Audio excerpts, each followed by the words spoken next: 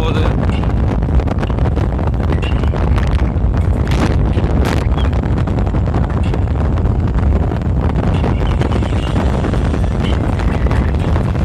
நம்ம ரன்னிங்கே வீடியோ பார்க்கலாம். இது நியூ பக்கா இருக்கு.